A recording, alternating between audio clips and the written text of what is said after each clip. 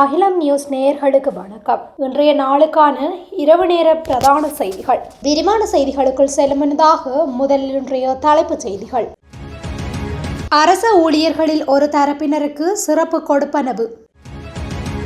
இலங்கை கடற்பரப்பில் தாக்கப்பட்ட ஈரான் கப்பல் புகைப்படங்களை வெளியிட்ட கடற்படையினர். இலங்கைக்குள் நுழைந்த 2 ஈரானிய கப்பல்களால் குழப்பத்தில் இலங்கை. விமான நிலையத்தில் சிக்கிய இலங்கை பயணி பல கோடி பெறுமதியான பொருட்கள் பறிமுதல். ஈரான் மீது கை வைக்காதே, கொழும்பில் இஸ்ரேலுக்கு எதிராக கண்டன போராட்டம். ஏப்ரல் மாதத்திற்குள் இலங்கையில் மின்வெட்டு, பொதுமக்களுக்கு எரிசக்தி அமைச்சு அறிவிப்பு. ஈரானிய கப்பல்கள் பெரும் குழப்பத்தில் அனுர அரசு. ஈரானியர்களால் அனுரவுக்கு அமெரிக்கா செக். இலங்கையை போர்க்களமாக மாற்ற அமெரிக்கா திட்டம், விமல் வீரவன்ச அறிவிப்பு. உக்ரைன் போருக்காக ரஷ்ய படையில் இணைந்த 275 இலங்கையர்கள் பலி. தொடர்பான விரிவான செய்திகள். நாட்டில் பேரிடர் மேலாண்மைக்கு தீவிரமாக பங்களித்த அரசு அதிகாரிகளுக்கு வழங்கப்படும் தினசரி கொடுப்பனவுகள் குறித்து பாதுகாப்பு அமைச்சகம் ஒரு சுற்றறிக்கையை வெளியிட்டுள்ளது. இந்த திட்டம் கடந்த ஆண்டு நவம்பர் 21 முதல் நடைமுறையில் உள்ளதாக சுட்டிக்காட்டப்பட்டுள்ளது. பேரிடர் நிவாரண சேவைகளில் ஈடுபடும் அதிகாரிகள் அவர்களின் சேவை நிலைகளை பொறுத்து 2500 ரூபாய், 2000 ரூபாய், 1600 ரூபாய், 1400 ரூபாய் மற்றும் 800 ரூபாய் கொடுப்பனவுகளை பெறுவார்கள்.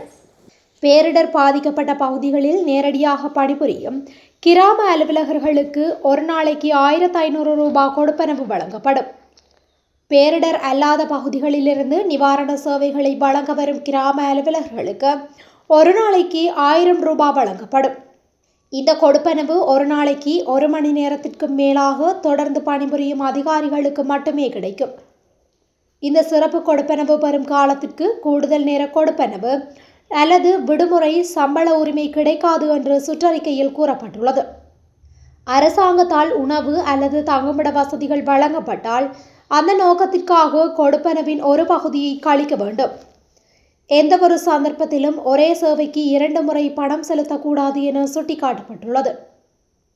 மேலும் பாதுகாப்பு அமைச்சகத்தால் வெளியிடப்பட்ட சுற்றறிக்கையில் நிதி அதிகாரிகள் மற்றும் துறை தலைவர்கள் இதற்கு பொறுப்பேற்க வேண்டும் என்று கூறுகின்றது.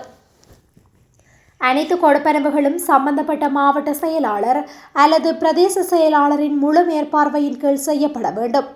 நிவாரண சேவைகளுக்காக பயன்படுத்தப்படும் அதிகாரிகளின் பெயர்கள், சேவை காலங்கள் மற்றும் செய்யப்படும் கடமைகள் குறித்த முறையான பதிவுகளை பராமரிப்பது கட்டாயமாகும். இந்த கொடுப்பனவுகளுக்கு தேவையான நிதியை பேரிடர் மேலாண்மை மையம் அல்லது தொடர்புடைய அமைச்சகம் ஒதுக்க வேண்டும் என்றும் சுற்றறிக்கையில் கூறப்பட்டுள்ளது. பேரிடர்களின் போது பொது சேவைகள் மிகவும் திறமையாகவும் வெளிப்படையாகவும் பராமரிக்கப்படுவதை உறுதி செய்யும் என்று எதிர்பார்க்கப்படுகின்றது என்றும் அதில் கூறப்பட்டுள்ளது.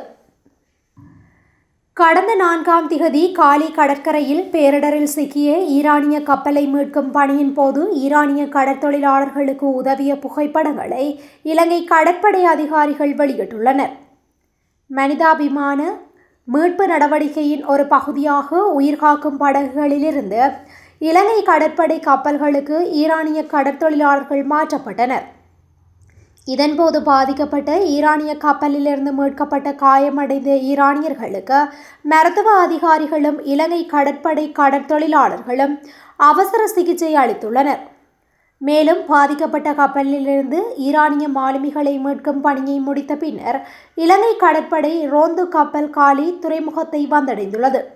இந்தியாவின் விசாகப்பட்டினத்தில் இராணுவ பயிற்சியில் பங்கேற்ற பிறகு ஈரானுக்கு சென்று கொண்டிருந்த ஐரிஸ் தேனா என்ற கப்பல் கடந்த 4 இலங்கை கடற்கரையில் அமெரிக்க நீர்மூழ்கி கப்பல் தாக்குதலால் அழிக்கப்பட்டது. இலங்கை கடற்பரப்பில் உள்ள 2 ஈரானிய கப்பல்கள் தொடர்பாக இலங்கை அரசாங்கமும் பாதுகாப்பு படைகளும் பெரும் குழப்பத்தில் சிக்கியுள்ளதாக கூறப்படுகின்றது. தற்போது மீட்கப்பட்ட ஈரானிய கப்பலை திருப்பி அனுப்புவது மற்றும் அதன் மாலுமிகளை பாதுகாப்பது தொடர்பான தீர்வுகளை காண சர்வதேச கடல்சார் சட்டங்கள் மற்றும் பிற சர்வதேச சட்டங்களை மூத்த வழக்கறிஞர்கள் குழு ஆராய்ந்து வருவதாக அரசாங்க செய்தி தொடர்பாளர் ஒருவர் தெரிவித்துள்ளார். பாதுகாப்புக்காக 2 ஈரானிய கப்பல்களிலிருந்து கடற்கரைக்கு கொண்டுவரப்பட்ட மாலுமிகளுக்கு பாதுகாப்பை வழங்குவதற்கு அரசாங்கத்திற்கு சவாலாக மாறியுள்ளதாக தகவல்கள் வெளியாகியுள்ளன. ஈரானிய கப்பலை திருகோணமலை துறைமுகத்திற்கு கொண்டு சென்று அதற்கு பாதுகாப்பு வழங்குவது அரசாங்கத்திற்கு மற்றொரு சவாலாக உள்ளதாகவும் கூறப்பட்டுள்ளது. இந்தியாவின் விசாகப்பட்டினத்தில் இராணுவ பயிற்சியில் பங்கேற்ற பிறகு ஈரானுக்கு சென்று கொண்டிருந்த ஐரிஸ் தேனா என்ற கப்பல் கடந்த 4ஆம் திகதி இலங்கை கடற்கரையில் அமெரிக்க நீர்மூழ்கி கப்பல் தாக்குதலால் அழிக்கப்பட்டது. இந்த கப்பலில் பயணித்த 180 கடற்தொழிலாளர்கள் 87 பேர் உயிரிழந்துள்ளதுடன் 32 பேரை இலங்கை கடற்படை மீட்டு வைத்தியசாலையில் சிகிச்சை வழங்கப்பட்டு வருகின்றது. இது தொடர்பாக வெளிநாட்டு ராஜதந்திரிகள் குழுவுடன் அரசாங்கம் விரிவான கலந்துரையாடல்களை நடத்தியுள்ளதுடன் அரசாங்கத்தின் புலனாய்வு அமைப்புகளும் சிறப்பு விசாரணையை தொடங்கியுள்ளது. சுமார் 11 கோடியே 50 லட்சம் ரூபாய் பெறுமதியான குஷ் மற்றும் கஹீஷ் போதைப் பொருளை நாட்டுக்குள் கடத்தி வர முயன்ற இலங்கை பயணியொருவர் கைது செய்யப்பட்டுள்ளார். இந்த கைது நடவடிக்கை நேற்று கட்டுநாயக்க விமான நிலையத்தில் வைத்த போலீஸ் போதைப்பொருள் தடுப்பு பிரிவினரால் மேற்கொள்ளப்பட்டுள்ளது. இவ்வாறு கைது செய்யப்பட்டவர் கொழும்பு 12 பகுதியைச் சேர்ந்த 35 வயதுடைய மாநகர சபை ஊழியர் என தெரிய வந்துள்ளது. சந்தேக நபர் தனது பயண பொதியில் ரகசியமாக 6 கிலோ 590 கிராம் குஷ் போதைப் பொருளையும் 4 கிலோ 910 கிராம் ஹஹீஷ் போதைப் பொருளையும் மறைத்து வைத்து கடத்தி வர முற்பட்டுள்ளார். விமான நிலையத்திலிருந்து வெளியேற முற்பட்ட போதே போலீஸ் போதைப்பொருள் தடுப்பு பிரிவினருக்கு கிடைத்த ரகசிய தகவலின் அடிப்படையில் அவர் அதிரடியாக கைது செய்யப்பட்டுள்ளார். இந்த சம்பவம் தொடர்பான மேலதிக விசாரணைகளை போலீசார் முன்னெடுத்து வருகின்றனர். சர்வதேச ரீதியில் ஈரானுக்கு எதிராக முன்னெடுக்கப்படும் அழுத்தங்கள் மற்றும் போர் அச்சுறுத்தல்களை கண்டித்து கொழும்பில் நேற்று கவனஈர்ப்பு போராட்டம் முன்னெடுக்கப்பட்டது. கொழும்பு கொள்ளுப்பட்டி பகுதியில் அமைந்துள்ள தெவட்டகொட பள்ளிவாசலுக்கு முன்பாக இந்த போராட்டம் முன்னெடுக்கப்பட்டது. பாலஸ்தீனத்தின் நண்பர்கள் அமைப்பால் ஏற்பாடு செய்யப்பட்ட இந்த போராட்டத்தில் ஐக்கிய மக்கள் சக்தியின் கொழும்பு மாவட்ட நாடாளுமன்ற உறுப்பினர் முஜிபுர் ரஹ்மான், இலங்கைக்கான ஈரானிய தூதுவர் மற்றும் பெருந்திரளான மக்கள் கலந்து கொண்டனர். போராட்டத்தில் ஈடுபட்டவர்கள் சிங்களம், தமிழ் மற்றும் ஆங்கில மொழிகளிலான வாசகங்கள் அடங்கிய சுலோக அட்டைகளை ஏந்தியிருந்தனர். ஈரான் மீது கை வைக்காதே, அமெரிக்க இஸ்ரேலிய பயங்கரவாதத்தை நிறுத்து, ஈரான் மீதான அமெரிக்க இஸ்ரேலிய போரை தவிர போன்ற கோஷங்களை போராட்டக்காரர்கள் எழுப்பினர். மத்திய கிழக்கில் நிலவும் பதற்றமான சூழலில் ஈரானின் இறையாண்மைக்கு மதிப்பளிக்கப்பட வேண்டும் என்றும் ஏகாதிபத்திய நாடுகளின் தலையீடுகள் நிறுத்தப்பட வேண்டும் என்றும் போராட்டக்காரர்கள் இதன்போது வலியுறுத்தியுள்ளனர்.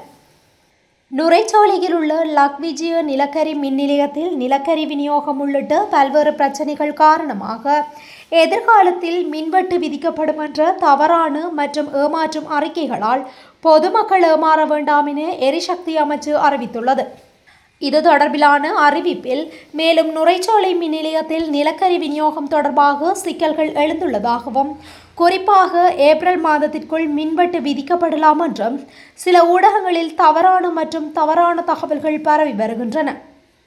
நுரைச்சோலை மின் உற்பத்தி நிலையத்திற்கு எதிர்கால செயற்பாடுகளுக்காக ஆர்டர் செய்யப்பட்ட 36 நிலக்கரி ஏற்றுமதிகளில் 22 ஏற்றுமதிகள் ஏற்கனவே இறக்கப்பட்டுவிட்டது. இந்த நிலையில் ஆலை தற்போது வழக்கம் போல் இயங்குகின்றது. மீதமுள்ள நிலக்கரி விநியோகங்களை தடையின்றி வழங்க முடியும் என விநியோகஸ்தர் உறுதியளித்துள்ளார். தேவைப்பட்டால் அவசர நிலக்கரி விநியோகங்களை பெறுவதற்கு ஏற்கனவே முதன்மை நடவடிக்கைகள் எடுக்கப்பட்டுள்ளது. கூடுதலாக மின்சார உற்பத்திக்கு தேவையான உலை, எண்ணெயின் தேவையான இருப்பு ஏப்ரல் இறுதி வரை இருக்கின்றது. இந்த சூழலில் பரப்பப்படும் செய்தி அறிக்கைகளில் கூறப்பட்டுள்ளபடி மின்வெட்டு இருக்காது என்று தெளிவாக கூற முடியும். அதன்படி இதுபோன்ற தவறான மற்றும் தவறான பொய் வதந்திகளை பரப்புவதன் மூலம் தவறாக வழிநடத்தப்பட வேண்டாம் என்று எரிசக்தி அமைச்சு சம்பந்தப்பட்ட அனைத்து தரப்பினரையும் கேட்டுக்கொண்டுள்ளது. 2 ஈரானிய கப்பல்கள் சம்பந்தப்பட்ட சம்பவம் தொடர்பாக இலங்கை அரசாங்கமும் பாதுகாப்பு படையினரும் ஒரு பெரிய குழப்பத்தில் சிக்கியுள்ளதாக கூறப்படுகின்றது. தற்போது மீட்கப்பட்ட ஈரானிய கப்பலை கொண்டு வந்து அதன் மாலுமிகளுக்கு பாதுகாப்பு வழங்குவதில் உள்ள பிரச்சினைக்கு தீர்வு காண சர்வதேச கடல்சார் சட்டங்கள் மற்றும் பிற சர்வதேச சட்டங்கள் மற்றும் சாசனங்களை ஆய்வு செய்து வருவதாக அரசாங்க செய்தி தொடர்பாளர் ஒருவர் தெரிவித்தார். மூத்த வழக்கறிஞர்கள் குழு இதற்கான பணியில் ஈடுபட்டுள்ளது. 2 ஈரானிய கப்பல்களில் இருந்து கரைக்கு கொண்டு வரப்பட்ட மாலுமிகளுக்கு பாதுகாப்பு வழங்குவதும் அரசாங்கத்திற்கு ஒரு பெரிய சவாலாக மாறியுள்ளது என்று பாதுகாப்பு வட்டாரங்கள் தெரிவித்தன. கொழும்பிலிருந்து வெகு தொலைவில் கடலில் கண்டுபிடிக்கப்பட்ட ஈரானிய கப்பலை திருகோணமலை துறைமுகத்திற்கு கொண்டு வந்து அதற்கு பாதுகாப்பு வழங்குவது அரசாங்கத்திற்கு மற்றொரு பெரிய சவாலாக உள்ளது என்று பாதுகாப்பு செய்தி தொடர்பாளர் ஒருவர் தெரிவித்தார். இரு தரப்பினருக்கும் இடையே போர் மூண்டுள்ள நிலையில் பிரச்சினைகளை நிர்வகிப்பது மிகவும் கவனமாக செய்யப்பட வேண்டும் என்றும் செய்தி தொடர்பாளர் கூறியுள்ளார். இதற்கிடையே இந்த 2 கப்பல்கள் சம்பந்தப்பட்ட சம்பவத்தில் இலங்கை செயல்பட்ட விதம் சரியானது என்று பல ராஜதந்திரிகள் சுட்டிக்காட்டியதாக வெளிநாட்டு ஊடகங்கள் செய்தி வெளியிட்டுள்ளன. இலங்கைக்கான ஈரானிய தூதரும் இந்த நடவடிக்கைகளில் தீவிரமாக ஈடுபட்டுள்ளார். பிரச்சினைகளை தீர்க்க கடந்த வாரம் ஆளும் மற்றும் எதிர்க்கட்சிகளைச் சேர்ந்த பல அரசியல்வாதிகளுடன் அவர் கலந்துரையாடியுள்ளார். இதற்கிடையே 2 ஈரானிய கப்பல்களின் மாலுமிகளின் பாதுகாப்பு குறித்து அரசாங்கத்தின் புலனாய்வு அமைப்புகளும் சிறப்பு விசாரணையை தொடங்கியுள்ளமை குறிப்பிடத்தக்கது. டிப்ளோமேட்டிக் கேபிள்ஸ் எனப்படும் ராஜதந்திர கேபிள்கள் அல்லது ராஜதந்திர தந்திகளில் இருக்கும் செய்திகள் பொதுவாக அதி உயர் இரகசிய பேணல்களுக்கு உரியவையாக இருந்தாலும் அவற்றில் சில அவ்வப்போது கசிவுகளுக்கு உள்ளாகிவிடுகின்றன. அந்த வகையில் நேற்று கசிந்த ஒரு செய்தி இப்போது இந்திய பெருங்கடலில் உள்ள இலங்கையையும் மறைமுகமாக சீண்டு முடிந்து அதன் நடுநிலைமையை சோதனை செய்கின்றது. வாஷிங்டனில் இருந்து கொழும்புக்கு அனுப்பப்பட்ட இந்த செய்தி அமெரிக்காவின் வெளியுறவுத்துறையின் உலக தொடர்பாடலில் இருப்பதை உலகின் முக்கிய ஊடக நிறுவனமான ராய்டர்ஸ் நேற்று கண்டறிந்தது. இந்த கேபிள் கசிவை நோக்கும்போது வழியில் கிடந்த ஓணானை மடியில் எடுத்து வைத்து கதையாக ஸ்ரீலங்கா அதற்கு பின்னர் சில அழுத்தங்களை எதிர்நோக்குவது தெரிகின்றது. ஸ்ரீலங்காவையும் அதன் அரசு தலைவர் அனுரகுமார திசாநாயக்கவையும் பொறுத்தவரை நடுநிலையுடனும் மனிதாபிமான நோக்கத்துடனும் ஈரானிய போர்க்கப்பலையும் அதில் இருந்தவர்களையும் பொறுப்பில் எடுத்ததான ஒரு நிலைப்பாடு உள்ளது.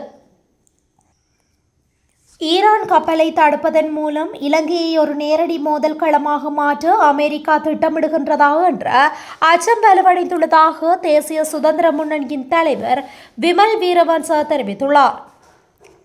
கொழும்பில் இன்று இடம்பெற்ற ஊடகவியலாளர் சந்திப்பின் போதே அவர் இந்த விடயத்தை குறிப்பிட்டுள்ளார். இது குறித்து அவர் மேலும் தெரிவிக்கையில், இந்தியாவின் உத்தியோகபூர்வ அழைப்பின் பேரில் ஈரான் கடற்படையை சேர்ந்த அதிகாரிகள் உள்ளிட்ட குழுவினர் மிலான் 2026 பயிற்சியில் பங்கேற்க வருகை தந்திருந்தனர். திட்டமிட்டபடி அமெரிக்கா கடற்படையும் இதில் பங்கேற்கவிருந்த நிலையில் கடைசி நேரத்தில் அவர்கள் பின்வாங்கியுள்ளனர். அதே காலகட்டத்தில் இந்திய பிரதமர் மோடி இஸ்ரேலுக்கு விஜயம் மேற்கொண்டிருந்தமையும் கவனிக்கத்தக்கது.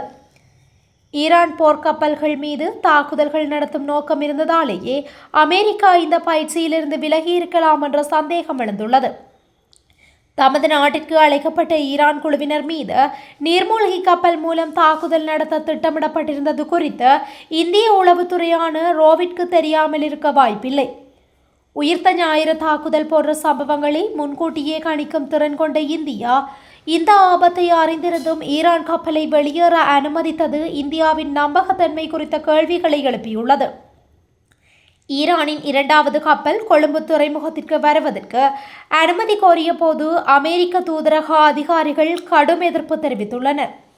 இக்கப்பலை அனுமதித்தால் வான்வழியாக தாக்குதல் நடத்த நேரிடும் என அவர்கள் அச்சுறுத்தியதாக தகவல்கள் தெரிவிக்கின்றன. இதனைத் தொடர்ந்து பாதுகாப்பு செயலாளர் துய்யகொந்தா இக்கப்பல் விவகாரத்தில் இலங்கை பொறுப்பேற்க முடியாது என ஈரான் தூதருக்கு கடிதம் மூலம் அறிவித்துள்ளார்.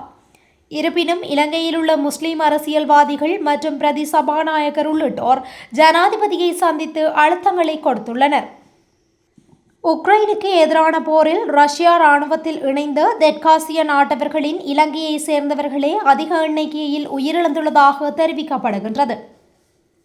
ஹிமால் சவுத் ஏசியன் அறிக்கையில் இந்த விடயம் வெளிச்சத்திற்கு வந்துள்ளது. இந்த மோதல்களில் குறைந்தது 275 இலங்கையர்கள் இறந்துள்ளனர் என்றும் அதில் தெரிவிக்கப்பட்டுள்ளது. போர்க்கைதிகளை கையாள்வதற்கும் வெளிநாட்டு போராளிகளை கண்காணிப்பதற்கும் பொறுப்பான அதிகாரப்பூர்வ அமைப்பான உக்ரைனின் போர்க்கைதிகளை கையாளும் ஒருங்கிணைப்பு தலைமையகம் ஹிமால் சவுத் ஏசியனுக்கும் ஒழுங்கமைக்கப்பட்ட குற்றம் மற்றும் ஊழல் அறிக்கையிடல் திட்டத்திற்கும் வழங்கிய தரவிலேயே இது பற்றி கூறப்பட்டுள்ளது. கடந்த ஆண்டின் தொடக்கத்தில் இலங்கையின் வெளிவிவகார அமைச்சர் விஜித ஹேரத் நாடாளுமன்றத்தில் உரையாற்றிய போது ரஷ்ய போர்க்களத்தில் 59 இலங்கையர்கள் உயிரிழந்துள்ளதாக தெரிவித்திருந்தார். எனினும் இலங்கை அரசாங்கத்தால் ஒப்புக்கொள்ளப்பட்ட 59 உயிரிழப்புகளை விட உயிரிழந்தவர்களின் எண்ணிக்கை மிகவும் அதிகமாகும் என தெரிவிக்கப்படுகின்றது. ரஷ்ய படைகளில் இணைந்த இலங்கை, நேபாளம், இந்தியா, பங்களாதேஷ், பாகிஸ்தான் மற்றும் ஆப்கானிஸ்தானை சேர்ந்த மொத்தம் 455 தெற்காசியர்கள் போர்க்களத்தில் கொல்லப்பட்டுள்ளனர். இந்த நாடுகளிலிருந்து ரஷ்ய இராணுவத்தில் சேர்க்கப்பட்டதாக அறியப்பட்ட தெற்காசியர்களின் பெயர்களையும் தரவு குறிப்பிடுகின்றது. இதில் 1923 பேர் சேர்க்கப்பட்டுள்ளனர். இதில் இலங்கை முதலிடத்தில் உள்ளது. குறைந்தது 759 பேர் ஆட்சேர்ப்பு செய்யப்பட்டதில் குறைந்தது 275 இலங்கையர்கள் போரில் கொல்லப்பட்டுள்ளனர். ரஷ்ய இராணுவத்தில் சேர்க்கப்பட்ட இலங்கையர்களின் உண்மையான எண்ணிக்கையையும் போரில் கொல்லப்பட்ட அல்லது காணாமல் போனவர்களின் எண்ணிக்கையும் கணிசமாக அதிகமாக இருக்கலாம் என்று ஒருங்கிணைப்பு தலைமையகம் ஹிமாலிடம் தெரிவித்துள்ளது. அதிகளவாக நேபாளத்திலிருந்து 852 பேர் ஆட்சேர்ப்பு செய்யப்பட்டுள்ளனர். அவர்களில் 115 பேர் இறந்துள்ளனர். இது இலங்கைக்கு அடுத்தபடியாக 2வது இடத்தில் உள்ளது.